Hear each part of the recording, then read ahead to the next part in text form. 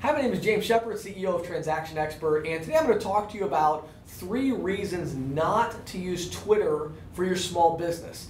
Now, I have over 150,000 Twitter followers myself personally, and so you would think I would be the first person to promote this social media platform.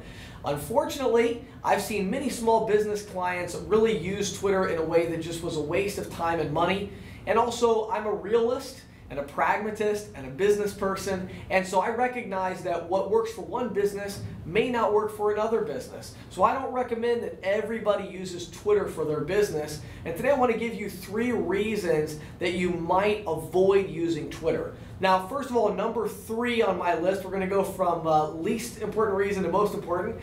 Least important reason, and just kind of an obvious one, if you don't already have an effective website and Facebook page, I would not use Twitter for your business. Now, your website should be the hub of everything that's happening online for your company. Think about it. The first place that a potential prospective client is going to find your business online is going to be your website. They're going to go on Google Maps or another search engine like Bing Local Listings, and they're going to search for pizza shops in their city, and you're going to pop up there, and they're going to click, and that's going to take them hopefully to your website if you have an updated Google Maps listing or a Yahoo listing. So they're going to go to your website first. So you really have to have that in place first. The best online strategies all have the website as the hub, and so the things you're posting on Twitter and on Facebook and other social media profiles should be links to things on your website. If you're selling products like a retail store, it should be links to products where they can go and see certain products on your website and purchase those and then come pick them up in the store. If you are something like, for instance, a craft store, you might have links to helpful articles on how to build a craft. If you're a hair salon, you might have links to different fashion tips and advice that you've given on your website. So you really want your website to be the hub of your online strategy. And until you have that piece of the pie in place, I really wouldn't recommend worrying about too much else. Now, the second part of that I said was Facebook, and that's maybe a little controversial. There are certainly businesses that focus on Twitter rather than Facebook, and if that works for them, that's great. But in my experience, for the local small business, retail, restaurant, auto repair, salon, brick and mortar, independently owned businesses, Facebook is simply much more effective. There's a lot more people on Facebook, and those people are spending more time on Facebook. Facebook also has a much more well-established paid ad campaign that's really inexpensive. So if you get a lot of people that have liked your Facebook page, the truth is you can just do a lot more with that than you can do with your Twitter followers. And I'm actually going to be posting a free ebook. I haven't done now, we're just putting some graphics into it. I'm going to have a free ebook on how to use Facebook to grow your local physical location business, and I'll have that out here in a couple weeks. But my point is, Facebook is definitely the more effective platform. So if you haven't conquered your website and Facebook yet, I wouldn't really mess with Twitter. All right? Number 2, second reason on my list of not to use Twitter for your business is if you don't have anything interesting to post. Now, you'll see in my number 1 reason that Twitter is primarily a listening platform, not a talking platform, but it is also a talking platform. You have to have something to post that's interesting. Otherwise, people aren't going to want to follow you on Twitter, and then no one will even know you're there, and now all of a sudden you're investing time in something that, like I said, is really just a waste of time and energy because you only have 20 followers on Twitter. What's the point? Okay? So you have to have some interesting things to post. Now let me give you 3 examples real quick. Interesting things to post usually fall under one of these 3 categories. All right? Your first category would be words of wisdom or short tips. So these would be tweets where the entire 140 characters is taken up by text. So there's no link or anything like that. Maybe there's a hashtag in there, but it could be just a helpful tip, which again could be anything. It depends on your business. Number 2 is posting things that are relevant news topics. So if you're in a local area posting, just got done watching the local, whatever the name of the Lions football team, 10-4 we win.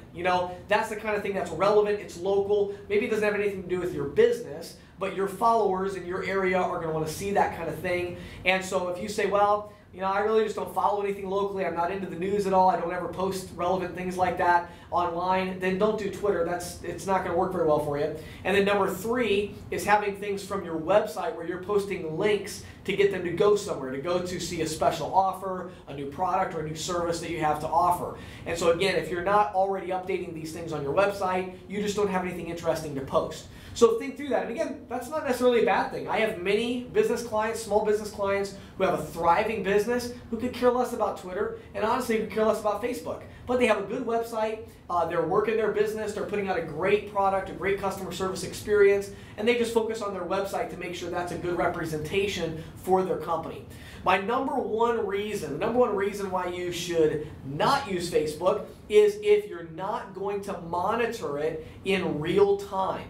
Now, Twitter users are kind of funny, and I know because I am a big Twitter user, and Twitter users are kind of funny. We look at Twitter kind of like a phone, and what I mean by that is when someone calls your business during regular business hours, they would expect someone to pick the phone up.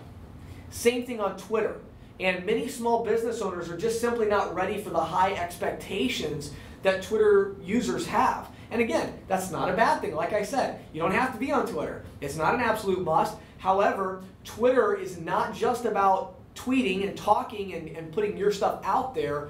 More importantly, it's about listening. And so if you're going to be on Twitter, recognize that very soon your customers and potential customers, they're going to start doing one of two things. One is they can send you a message on Twitter, which isn't very popular, to be honest. More, they're going to do what's called an @reply, which is even more important because when they do an @reply, all of their followers can see it. So they might post something like, just had a terrible meal at, and then the name of your business because you're on Twitter, and they say, you know, wish my experience could have been better. Now, if you let that tweet sit there for a week and you don't do anything about it, you should not be on Twitter because that's going to kill you. This is an opportunity for you to, get on there, reply to them, make sure all their followers see that you immediately replied and said, I'm so sorry you had a negative experience. I'd love to offer you a $20 off your next order. Please come in and let me address the concern, or whatever. But you've got to do something with it. So again, one of the reasons that you should use Twitter that a lot of people don't is they get so overwhelmed by it. Well, what do I do with all these tweets and everything? The same thing you do when somebody calls you on the phone. It's not complicated at all. You just reply to them and you just answer their tweet. It's not really that complicated, but again, it is something you have to do. One little tip I'll give you as kind of a way of closing here, something you can do that's very effective, is if you're going to set up a Twitter account, I always recommend that a small business owner set up a separate email inbox. Don't sign up for your business Twitter account with your own email. Create a separate email account. This goes for Facebook as well. Have one email inbox and set up all the alerts. Every time somebody follows you, every time somebody mentions you, every time somebody messages you or tags you or whatever it is, you're getting an email to that email inbox. And then go get yourself go on eBay and get a tablet for $150, a used tablet, a Galaxy tablet, or get a laptop. Set it right by the phone. That's where I like to have my clients put it, right by the phone, and just have that email inbox pulled up all the time. And then when people come, when your employees come to answer the phone, they should look down and see, were there any new emails that popped up from social media? Oh, look, that person just mentioned us in a tweet. Give your employees the power to respond to those tweets just like you let them answer the phone. It's the same thing. They're just responding to customers and interacting. So it's a coaching opportunity for you to work with them. But that's one great way to do it. But again, if you don't have a website, or you don't have a Facebook page yet, don't have both of those in place, don't do Twitter yet, focus on the other ones first. Secondly, if you have those in place, but you don't really have anything interesting to post, you're not somebody that follows the news, or you don't have your business doesn't lend itself to little phrases or things that people get excited about, don't get a Twitter account if that's you as well. And then finally, number 3, if you're going to be on there and you are going to post interesting things and you have that website there and you're going to get followers, that's great, but make sure you have something in place so that you're listening during regular business hours. If somebody sends you an @reply or a message, make sure you answer it just like you would a phone call. Now, my name is James Shepard. If you have any questions, we have a great web design program where we actually help you set up your Twitter profile and all that. You can find out more about that at transactionexpert.com/web, transactionexpert.com/web, or go to transactionexpert.com, enter the information there to find your local expert. We'll send a local expert out to your business to answer your questions and hopefully provide you with a great experience. Thanks so much for listening and watching. Have a great day today.